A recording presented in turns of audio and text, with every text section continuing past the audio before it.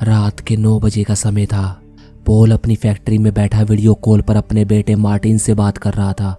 Martin कहता है कि ना जाने माँ को क्या हुआ है, वो अपने आप से बातें कर रही है। पॉल कहता है तुम फिक्र मत करो, मैं बस आ ही रहा हूँ। जिसके बाद पॉल एक बॉक्स निकालता है जिसमें कुछ मेडिकल रिपोर्ट्स थी। तभी कमरे में एस्टर आती है जो कि यहीं पर काम करती है। पॉल कहता है सबको घर जाने के लिए कह दो, मैं कुछ देर यहीं पर रुकूंगा। सबके जाने के बाद एस्टर फैक्ट्री की लाइट्स ऑफ करने लगती है, लेकिन जैसे ही वो लाइट ऑफ करती है उसे सामने किसी औरत की शैडो दिखती है जिसके बड़े बड़े पंजे जैसे हाथ थे। एस्टर घबरा कर लाइट ऑन करती है, लेकिन अब सामने कुछ नहीं था। वो एक बार फिर लाइट ऑफ करती है, उसे एक बार फिर वही औरत दिखती है। वो 4-5 बार ऐसे ही लाइट ऑन और ऑफ करती है और अचानक वो औरत एस्टर के बिल्कुल करीब आ जाती है। एस्टर लाइट ऑन कर पॉल के पास भागती है।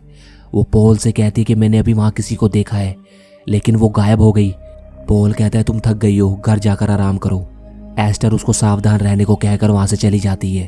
कुछ देर बाद पॉल घर जाने के लिए निकलता है, लेकिन तभी उसे किसी की आहट महसूस होती है। वो चेक करने के लिए वापस मुड़ता है। सामने वही औरत बैठी थी जिसको एस्टर ने देखा था। पॉल बुरी तरह से घबरा जाता है और वहाँ से भागता है।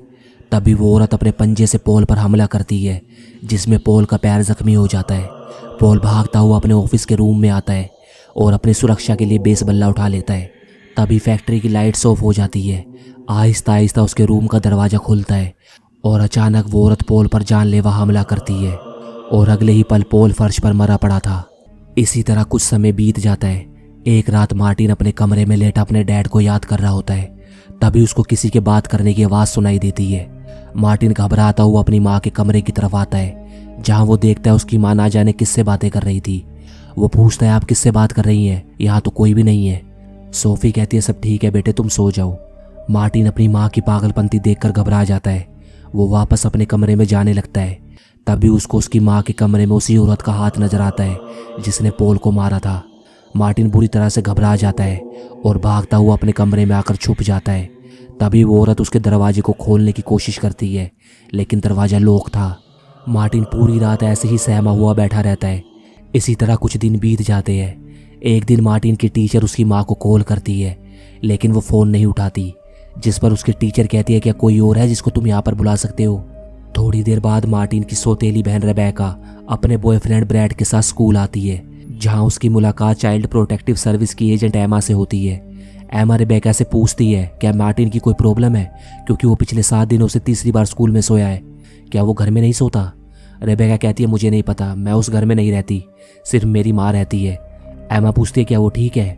रेबेका कहती है पता नहीं, वो डिप्रेशन की दवाइयाँ खाती है।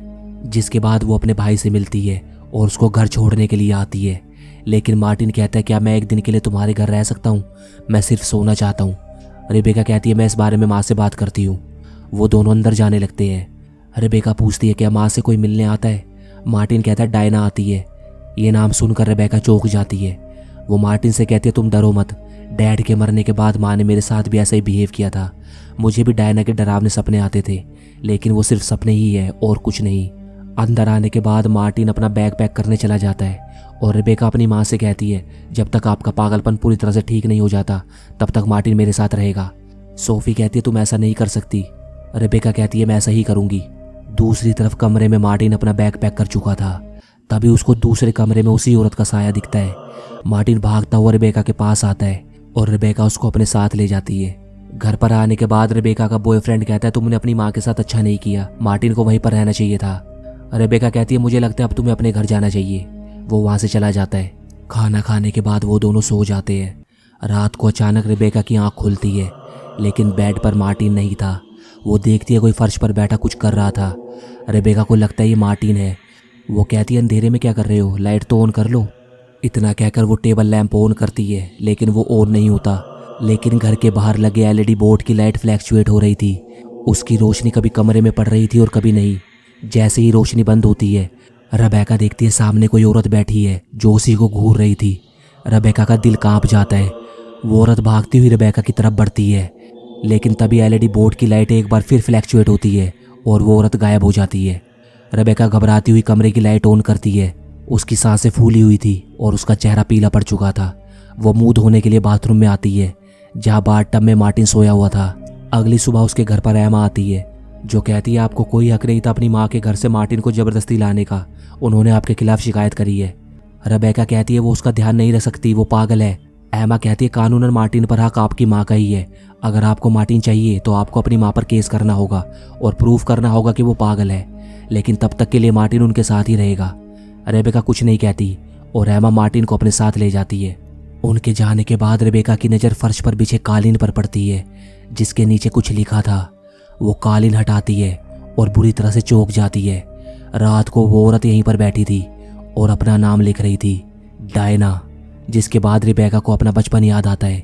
एक दिन जब वो अपने कमरे में बैठी अपनी और अपने मॉम डैड की ड्राइंग बना रही थी, तभी उसको कमरे में किसी की आहट महसूस होती है। रेबेका पीछे मुड़कर देखती है, मगर वहाँ पर कोई नहीं था, लेकिन साथ ही उसकी ड्राइंग भी गायब थी। उसको अलमारी से कुछ आवाज़ें आती है। वो घबराते हुए अलमारी की तरफ बढ़ती है। तभी अलमारी से उसकी ड्राइंग गिरती है, जिसमें डायना ने उसके डैड की ड्राइंग मिटाकर अपनी ड्राइंग बनाई थी और अपना नाम भी लिखा था। रेबेका को कुछ समझ नहीं आता कि ये सब क्या हो रहा है। जिसके बाद वो अपने बॉयफ्रेंड को बुलाती है और कहती है कि हमें मेरी माँ के घर चलना है। मुझे लगा था डायना सिर्फ एक बुरा सपना है, लेकिन ऐसा नहीं है, वो सच में एक चुड़ैल है। दोनों सोफ़ी के घर आते हैं, लेकिन वहाँ सोफ़ी नहीं थी। रेबेका पूरे घर में घूमने लगती है, जहाँ उसको किसी कमरे में एक फ़ोटो मिलती है, जिसमें 2 लड़कियाँ खड़ी थी। फ़ोटो के पीछे लिखा था सोफ़ी और डायना। उसी रूम में रेबेका को एक मेडिकल रिपोर्ट मिलती है, जिसमें लिखा था कि बचपन में सोफ़ी को मेंटल हॉस्पिटल में भर्ती कराया गया था, जहाँ उसकी मुलाकात डायना से हुई। डायना को स्किन प्रॉब्लम थी, जिसके कारण वो लाइट बर्दाश्त नहीं कर सकती थी। लोगों का ये भी मानना था कि वो डायन है, जो किसी के भी दिमाग में घुस सकती है, क्योंकि उसके कहने पर उसके डैड ने खुद को मार लिया था। और जब एक दिन डॉक्टर उस पर लाइट में एक्सपेरिमेंट कर रहे थे, तो डायना गलती से मर गई। ये सब जानने के बाद रेबेका दूसरे कमरे में आती है, जहाँ उसको अपने बचपन की ड्राइंग पड़ी मिलती है। तभी अचानक दरवाज़ा बंद हो जाता है। रेबेका बुरी तरह से घबरा जाती है और अचानक डायना उसको बालों से पकड़कर हवा में उठा लेती है और कहती है दूर रहो मुझसे, और दोबारा कभी मुझे और सोफ़ी को अलग करने की कोशिश मत करना। तभी रेबेका का बॉयफ्रेंड कमरे में आ जाता है और उसको संभाल कर घर के बाहर लाता है। रेबेका कहती है उसने मुझ पर हमला किया। ब्रेड कहता है ये सब तुम अपने साथ क्या लाई हो?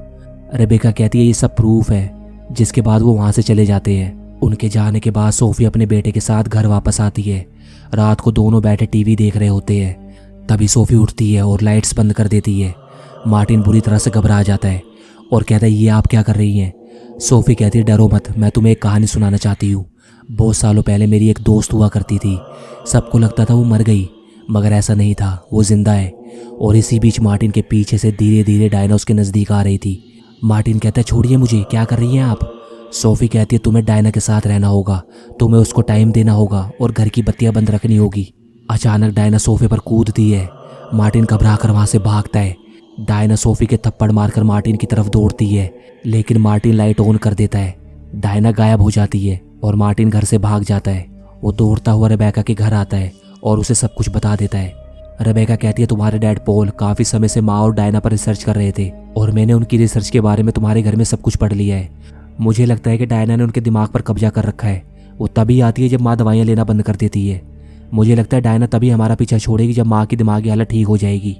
मार्टिन कहता है लेकिन डायना ऐसा कभी नहीं होने देगी, क्योंकि डैड भी यही करने की कोशिश कर रहे थे और मारे गए। तभी कोई दरवाज़ा नॉक करता है। रेबेका दरवाज़ा खोलती है, लेकिन वहाँ कोई नहीं होता। तभी अलमारी से कुछ आवाज़ें आती है। रेबेका अलमारी की तरफ बढ़ती है। तभी अचानक बेड के नीचे से डायना मार्टिन को खींचने लगती है। मार्टिन चिल्लाता है। रेबेका अपनी पूरी जान लगाकर मार्टिन को उससे छुड़वाती है। जिसके बाद वो मार्टिन और अपने बॉयफ्रेंड के साथ सोफ़ी के घर पर आती है, जहाँ वो अपनी माँ से डायना के बारे में बात करती है और उन्हें यकीन दिलाने की कोशिश करती है कि वो बचपन में ही मर चुकी है। लेकिन सोफ़ी कुछ नहीं सुनना चाहती। वो कहती है तुम ऐसा इसलिए कर रही हो ताकि तुम मार्टिन को मुझसे छीन सको। जब मैं अकेली थी तो कोई भी मेरे साथ नहीं था, सिर्फ मेरी दोस्त डायना थी। इतना कहकर सोफ़ी अपने कमरे में चली जाती है। इसके बाद रेबेका मार्टिन से कहती है अगर तुम चाहो तो मेरे साथ घर चल सकते हो। लेकिन मार्टिन कहता है मैं माँ को छोड़कर जाना नहीं चाहता, उन्हें हमारी ज़रूरत है। रेबेका कहती है मैं यहाँ सिर्फ तुम्हारे लिए हूँ, ठीक है? अगर तुम यहाँ रहना चाहते हो तो मैं और ब्रैड भी आज रात यहीं पर रुकेंगे। वो अपनी सुरक्षा के लिए सारे घर में रोशनी कर देते हैं। रेबेका मार्टिन को उसके रूम में लिटा देती है और कहती है मैं ब्रैड के साथ नीचे सोफे पर सो रही हूँ, डरना मत। मार्टिन कहता है आज रात आप मेरे कमरे में ही सो जाइए। रेबेका कहती है ठीक है, मैं ब्रैड को कहकर आती हूँ। ब्रैड को बताने के बाद वो अपनी माँ के पास आती है और कहती है मैं आज रात यहीं पर रुकने वाली हूँ। सोफ़ी कहती है अच्छी बात है, अगर तुम चाहो तो हम दोनों दोबारा से अपने रिश्ते को सुधारने की कोशिश कर सकते हैं। रेबेका कहती है हाँ बिल्कुल, क्यों नहीं। क्या मैं आपसे एक बात पूछूं, कभी डैड की चिट्ठी आई? सोफी कहती है नहीं, सॉरी, मुझे पता है कि तुम मुझे जिम्मेदार समझती हो। रेबेका कहती है नहीं, ऐसी बात नहीं है, हमें छोड़ जाने का फैसला उनका था, इसमें आपकी कोई गलती नहीं है। इतने में सोफी रेबेका को गले लगा लेती है और एक पर्ची उसको चुपके से पकड़ा देती है जिस पर लिखा था मुझे मदद चाहिए। रेबेका घबरा जाती है, वो अपनी माँ की दवाइयाँ ढूंढने लगती है लेकिन वहाँ कहीं भी उसको दवाई नहीं मिलती, जिसके बाद वो अपने भाई के पास आकर लेट जाती है। कुछ देर बाद पूरे घर की लाइट चली जाती है। रेबेका फ्यूज चेक करने के लिए नीचे बेसमेंट में आती है और इधर मार्टिन भी घबरा कर उठ चुका था। वो मोमबत्ती लेकर रेबेका के पास जाने लगता है। सामने अंधेरा था और उस अंधेरे में खड़ी थी डायना। अचानक वो मार्टिन की टांग खींचकर उसको घसीटने लगती है। मार्टिन अपने आप को बचाने के लिए मोमबत्ती उसके सामने कर देता है। डायना दूर हट जाती है। मार्टिन भागता हुआ बेसमेंट में रेबेका के पास आता है और कहता है मुझे दोबारा अकेला छोड़कर मत आना। इतने में डायना उन दोनों को नीचे लॉक कर देती है। रेबेका ब्रैड को आवाज़ लगाती है। ब्रैड आवाज़ सुनकर उनको बाहर निकालने के लिए आता है लेकिन तभी डायना ब्रैड पर हमला कर देती है। वो ब्रैड को हवा में उठाकर पटकती है। ब्रैड बाहर की तरफ भागता है। डायना उसका पीछा करती है और जैसे ही वो उसको मारने ही वाली होती है, ब्रैड रिमोट से अपनी कार की हेडलाइट ऑन कर देता है। डायना गायब हो जाती है। ब्रैड कार लेकर वहाँ से भाग जाता है। तभी सोफी कमरे से बाहर आती है और अपने बच्चों को ढूंढने लगती है। तभी उसे डायना दिखती है। वो उससे कहती है मैंने कहा था मेरे बच्चों को नुकसान मत पहुँचाना, तुम्हारा अस्तित्व मेरे होने से है। इतना कहकर वो टेबल पर रखी अपनी दवाई खाने की कोशिश करती है लेकिन डायना उसको एक जोरदार थप्पड़ मारती है जिसके कारण सोफी बेहोश हो जाती है। नीचे बेसमेंट में रेबेका देखती है कि टॉर्च की बैटरी भी डाउन होने वाली है, जिसके बाद रेबेका और मार्टिन बेसमेंट में पड़े सामान को चेक करने लगते हैं। उसमें उनके हाथ एक ब्लैक लाइट लगती है। रेबेका उस ब्लैक लाइट को लेकर बेसमेंट में घूमने लगती है। तभी सामने उसको डायना दिखती है। वो रेबेका पर हमला करती है। तभी मार्टिन टॉर्च की रोशनी से उसे भगा देता है। रेबेका कहती है इस ब्लैक लाइट की रोशनी में वो नजर आती है, वो गायब नहीं होती, इसका मतलब है हम उसको ढूंढ कर मार सकते हैं। तभी उन्हें पुलिस के सायरन की आवाज़ सुनाई देती है जिनको ब्रैड लेकर आया था। पुलिस ऑफिसर बेसमेंट का दरवाज़ा खोलकर उन्हें आज़ाद करते हैं लेकिन तभी उन्हें वहाँ पर डायना दिखती है। वो दोनों पुलिस ऑफिसर्स को बड़ी बुरी तरह से मार देती है। रेबेका मार्टिन से कहती है कि तुम ब्रैड के साथ बाहर जाओ, मैं माँ को लेकर आती हूँ। वो घबराती हुई ऊपर आती है।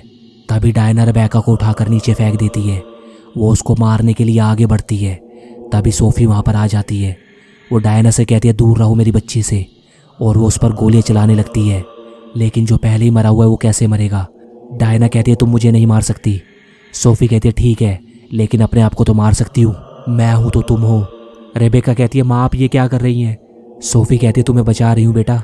इतना कहकर वो अपने आप को शूट कर लेती है और इसी के साथ डायना का भी अंत होता है।